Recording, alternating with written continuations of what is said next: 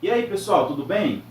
Ontem, na hora de pensar em um conteúdo para gravar o vlog de hoje, eu acabei tendo um bloqueio criativo. Então, depois de horas e horas pensando, eu imaginei o seguinte: por que não gravar um vlog falando sobre criatividade?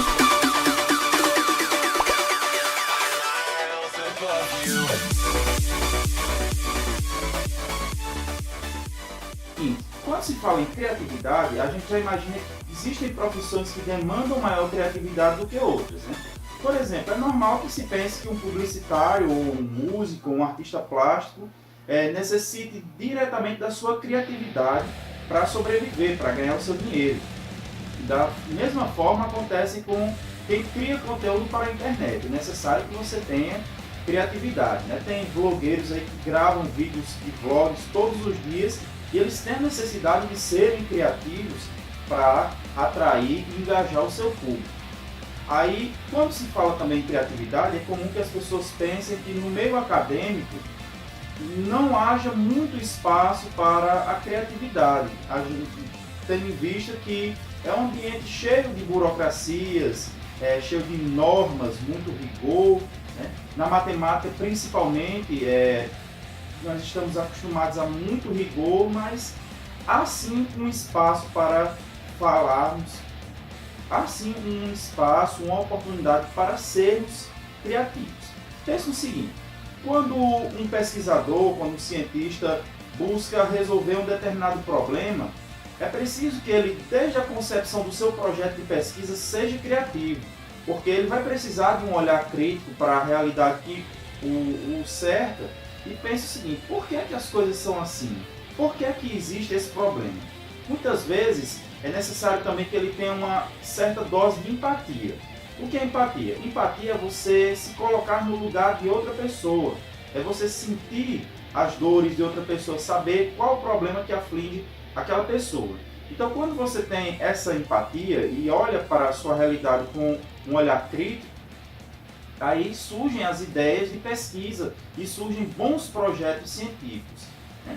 Então, às vezes as pessoas pensam o seguinte: que um cientista, quando descobre algo ou quando cria algo, como é comum que as pessoas falem nesses termos, ele teve um lampejo de criatividade.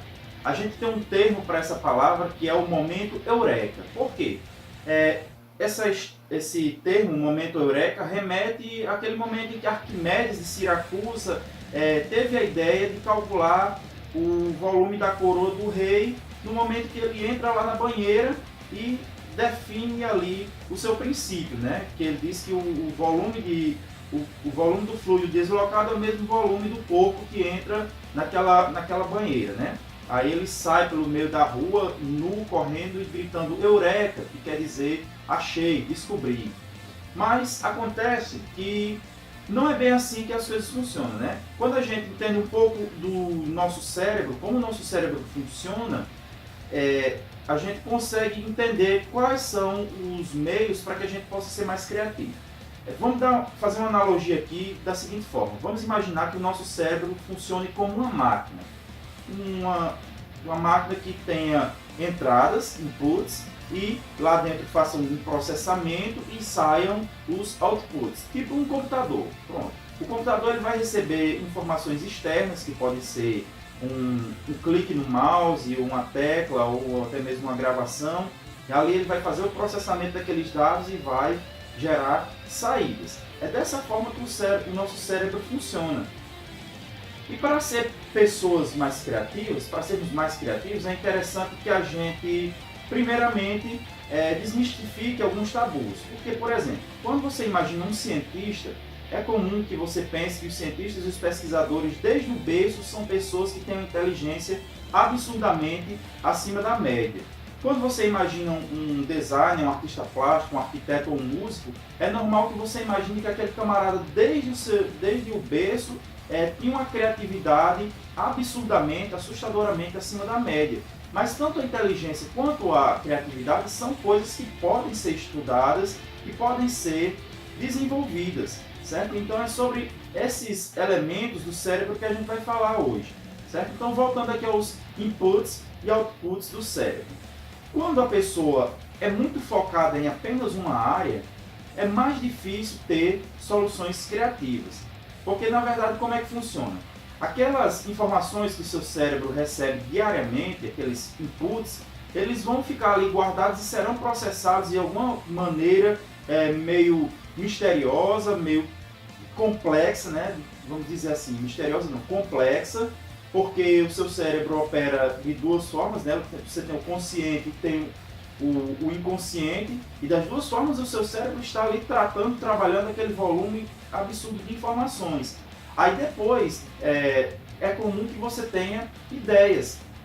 Essas ideias podem ser expressas através de uma música, através de uma piada, através de uma equação matemática. São os resultados, são os outputs, são aquilo que a mente humana pode criar, pode produzir a partir de informações que ele já tem armazenadas, certo? Então, é assim basicamente que funciona. Como a gente pode fazer para ser mais criativo? É importante que a gente varie, diversifique os nossos inputs, né?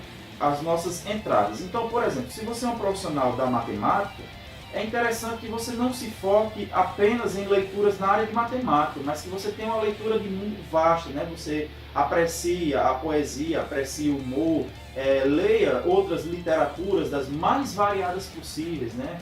Digamos, sobre veterinária, sobre N coisas, porque daí vai surgir, muitas vezes, inspirações para que você possa criar ou até mesmo resolver problemas de forma inusitada. Uma coisa interessante, por exemplo, como os cientistas criaram o sonar, né?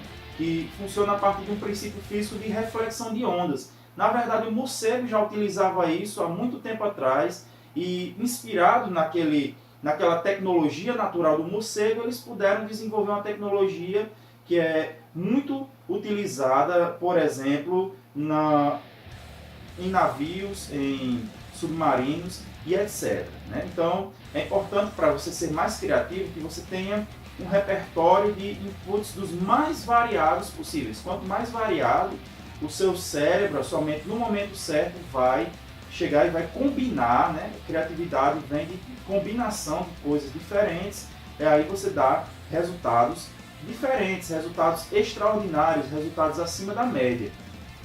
Porque pensa bem, se todo mundo está fazendo uma coisa de uma forma, a maneira que você tem de apresentar resultados diferenciados, extraordinários, é se você fizer coisas que os outros não costumam fazer.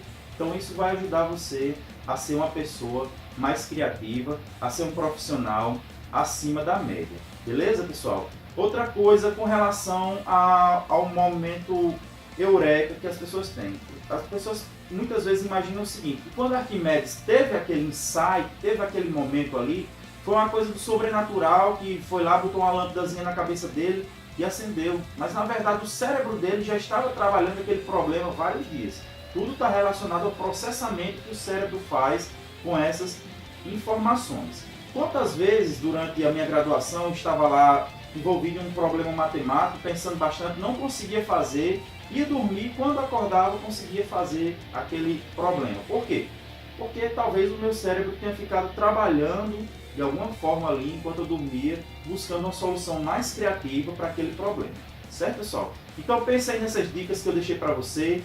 Tenha um repertório de inputs variados para que você se torne uma pessoa mais criativa e, consequentemente, uma pessoa acima da média. Beleza? Se gostou dessa ideia aí, gostou desse insight, deixa aí o seu like, deixa aí um comentário, se inscreva no canal. É isso aí, um forte abraço e até mais.